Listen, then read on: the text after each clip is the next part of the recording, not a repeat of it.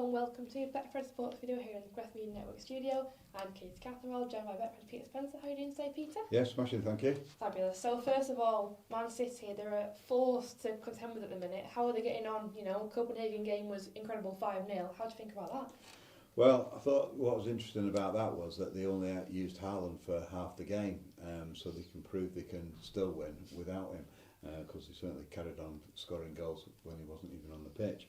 But he is a phenomenal player. He's like a machine. It reminds me of the kids' video games when you have somebody who comes on and starts marauding around the pitch and starts scoring all the goals. I mean, he's got everything, hasn't he? He's even got a superb link-up play as well. Betfred have him 1-7 to win the Golden Boot. He's scored 14 goals in 8 Premier League games so far this season, which is exactly double the goal-scoring tally of one Harry Kane. He's got 7 in 8 games. He's 10-1 shot, and we've got Jesus at 12-1, and Mo Salah, he's 20-1 in that struggling Liverpool team.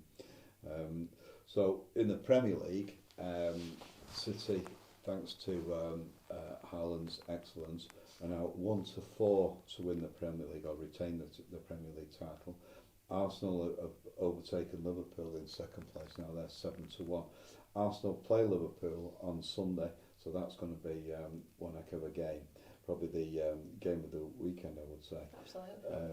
So if City win against Southampton, I'll come to that in a minute, then they'll go top of the table, and then Arsenal, who've been leapfrogging them of late, they'll be up against it, against the Liverpool team. They'll be out to put a marker down for this season because they are struggling. So Betfred have City 1-4 to win the Premier League, Arsenal 7-1, Liverpool slipped out to 10-1, Spurs 20-1, Chelsea 28-1, and we're all waiting to see what United are now. 66-1 to win the title. Don't even tell us. So City are playing Southampton on Saturday, as we've mentioned, and they're 1-9 to pick up 3 points. Southampton's struggling, a lot of pressure on the manager there. They're 22-1 to get the 3 points at the Etihad. Haaland is 13-8 to score the first goal. Foden, his exploits have been overshadowed by Haaland with quite a little large performance, isn't it, with them two and them playing. Anyway, Foden is 5-1 at Betfred to score the first goal. Grealish coming right back into it now, starting to play well. He's 9-1 to score first, and De Bruyne, the playmaker extraordinaire, he's 11-2. And if you think Haaland's going to get 4 Premier League hat-tricks on the run, and it's strange it should be saying this as if it's normal, but it isn't.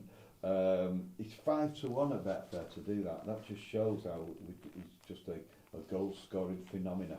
I mean, the whole team is just incredible, isn't it? Haaland obviously is a league above everyone, but the team is incredible, and it really shows how bad Man United team really is when you compare it to City, really, isn't it?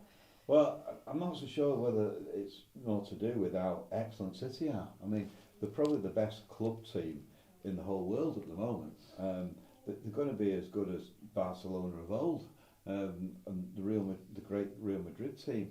To keep winning so well in the Premier League, which is recognised as the best league in the world, just shows what a fantastic job is going on there. It's top to bottom as well. I know the youth teams are doing extremely well as well. Everything about the place. They've worked a system now where they just hold possession and then create the opportunities, and now they've got someone who's putting it in the back of the net so regularly in Haaland. And the strange thing about him is he's not even going to the World Cup, so he'll get 2 months off. So what's it going to be like when he comes back? Oh God, we'll find out. I mean, it's almost destined for him to get the Golden Boot this year, isn't it? It'd be quite crazy if he wasn't to get the Golden Boot this year. Yeah, it would, yeah if it would. And of course, United take on Everton on Sunday. Do you have any odds for us for that game as well? Yeah, well, United are favourites for that. Surprised me a little bit there, but they've got to bounce back after that scrambling victory in Nicosia in the Europa League. They're 11-10 with us to pick up 3 points. the issue there is Ronaldo. Whether we've seen the best of him, which we clearly have at 37 years of age, whether he'll actually start the game or whether he'll be on the bench, which he was for the derby. But we have him to score any time 6-5. He's after this 700th goal, career goal, so he could get that at Everton at Goodison Park on Sunday in a strange 7 o'clock kick-off time on Sunday. Anyway, Ronaldo is 6-5 with us to score any time. For the first goal market, we've got Rashford at 7-2 to score first. He scored 2 in Nicosia, so perhaps he's getting his goal scoring boots on. Anthony, who's a bit hit and miss amongst the United fans, they're not that impressed with him. He's 5-1 to score the first goal, and Bruno, well, he's 11-2. He'd be favourite to be the first player to have an argument with the referee, I would suggest. I think it's hard sometimes United, because sometimes you get a great performance and sometimes you just never know what you're going to get. But I do think that Ten Hag is creating a great kind of team there, great ethos, but I do think he needs to do this, this clear out everyone keeps talking about and just create almost a new team there. But I do think he's the right person for the job there. Yeah, you see, I blame a lot of it down to recruitment. It seems to have got so many players who are similar.